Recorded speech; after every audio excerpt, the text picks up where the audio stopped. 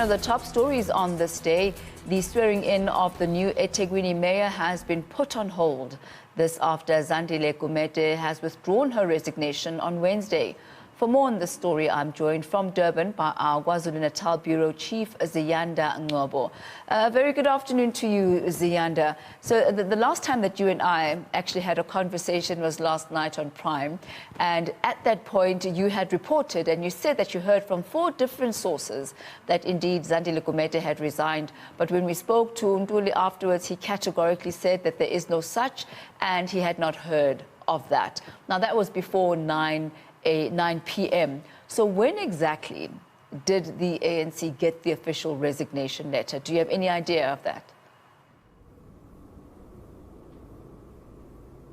Well, very good afternoon to you, Thami. Well, actually, it was Ricardo Mthembu, the ANC spokesperson, who had denied it. And what we understand is that behind the scenes, there was a lot of effort to go into crisis management mode. But one can say that the ANC did hear about the resignation. However, they were actually scrambling at the time when they had denied to us that they'd seen this letter. They were actually trying to verify this. We've heard Dumseni Ntuli, the KZN ANC secretary, actually telling Newzroom Afrika earlier on this morning that when he first heard, he actually thought it was a hoax or some kind of a prank that was being pulled. And he says that actually he hasn't even gotten any kind of real confirmation or word from the woman of the moment herself, that being Zandile Gumede, up until now. And in fact, what he told us is that he actually only was able to verify the veracity of this withdrawal of her resignation through the city manager Sipho Nzuza, who then also actually confirmed that he did indeed receive such a letter from the former mayor. Now, what are the latest developments regarding her resignation and how the ANC has received it? I mean, we've heard messages as well from, the ANC spokesperson and secretary coming up and saying this is unprecedented in the history of the ANC. Never before has a resignation been withdrawn from Pulemabe. And that's right. So the ANC has found itself in a predicament that it's never faced before. And what we understand is that the KZN ANC says it will try for one last time to engage with Comrade Zandile Gumede about why she has decided to withdraw her resignation after the party, through many processes, reached a decision to have her removed. On the other hand, Tam, we've also spoken to opposition parties who've talked us through the limbo in which the actual council now, we're talking about the governance of the city, is placed in limbo. You'll recall that EXCO, 6 members of EXCO who belonged to the ANC, resigned after the party instructed them to do so. The 10-member EXCO now only has 3 people. And if this metro faces an emergency, such as flash floods or any kind of a real urgent matter that needs to be attended, the question is who will be addressing this, because the city manager in such circumstances would have to make that kind of decision alongside the mayor. As it stands, the EXCO is dissolved, and this is one of the issues that has been raised by opposition parties. But Thami, to talk me through this is Dr. Mlamuli Hlachwayo, who is a professor here at the University of KwaZulu-Natal. Thank you so much for your time. You've just heard me speaking about the effects of this withdrawal of the resignation letter, and the main question at this hour is what is the ANC going to do, and how much time does it really have practically to leave this city in limbo? Well, really, it's a crisis, to be honest with you, that the ANC finds itself in. Because if you remember, she initially, Zandile Gumede, she initially did offer the resignation. And then there were also reportings lately now that she actually went to Johannesburg to meet with the ANC's top 6.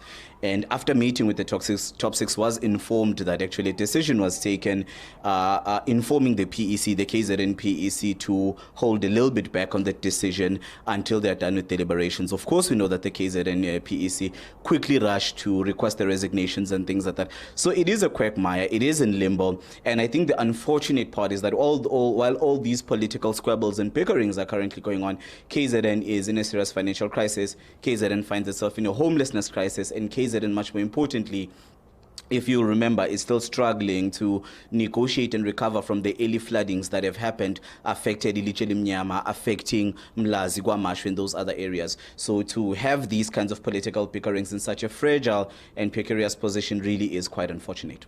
The former mayor maintains that, in fact, the KZN ANC did not handle this matter correctly in an ANC manner, as she said. And also there's inconsistencies coming from the KZN ANC leading up to this moment where she withdrew. First, we saw the KZN ANC extending her suspension on the basis of the charges that she faces in the Special Crimes Court. But actually, when they asked her to step aside, they said that this was due to the electoral performance of eThekwini, but also the financial situation of eThekwini. Does this indicate some sort of political witch hunt on the part of the KZN ANC?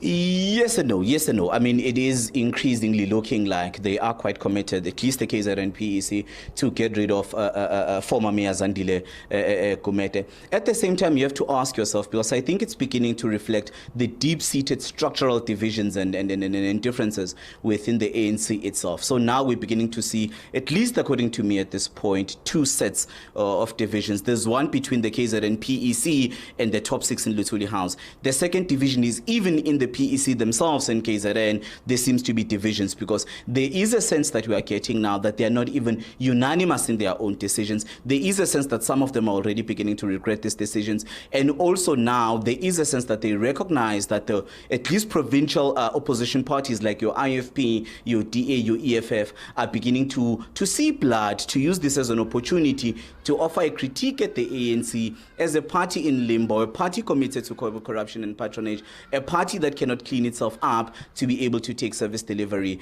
seriously. So to go back to your question, yes, there is a sense that there are some factions certainly within the ANC that are committed to getting rid of it. But the unfortunate part, as I've said earlier, is that this is beginning to happen when the eThekwini municipality, the only metro in KZN, finds itself in a financial quagmire, finds itself in a limbo with residents seriously needing solid leadership, and unfortunately they're not getting that at the moment. I want us to talk a little bit more about how much the opposition parties in the eThekwini Council can actually capitalize on this moment, because we know that with all these councillors that have been chased out, it means that in the specific wards that they serve, and there would also need to be by-elections. How much damage do you think this will do to the ANC in KwaZulu Natal?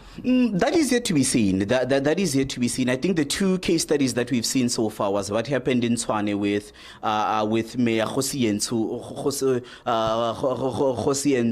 Ramokgoba at that time fighting with the provincial secretary of the ANC. We also had the same case study in the metro in PE with the removal of the mayor and Danny Jordan coming in. And what we saw in those specific two instances was the intra-party battles of one faction of the ANC taking on another faction of the ANC because they felt that their interests were not being served. Are we going to see that within the KZN metro? That is yet still to be seen. But I think it does present quite a fascinating opportunity, not only for the intra-party contestations amongst themselves as the ANC members, but also for the opposition, especially the rising and growing IFP now recently, which went above in the polls, taking advantage of the weaknesses of the NFP and others. So I think certainly those specific actors, those different factions, together with provincial parties such as the IFP, I think it presents quite a fascinating opportunity for them to try and capitalize. Now, we also do know that the former mayor went to the national officials to appeal this matter, to say that, in fact, that the reasons that were given by the KZN ANC were not only properly communicated to her, but they're actually meaningless. Do you agree that, in fact, she that being former Mayor Gumede, has a leg to stand on when we talk ANC constitution and when we talk about an impending or looming court battle against the ANC if they aren't able to persuade her to act otherwise?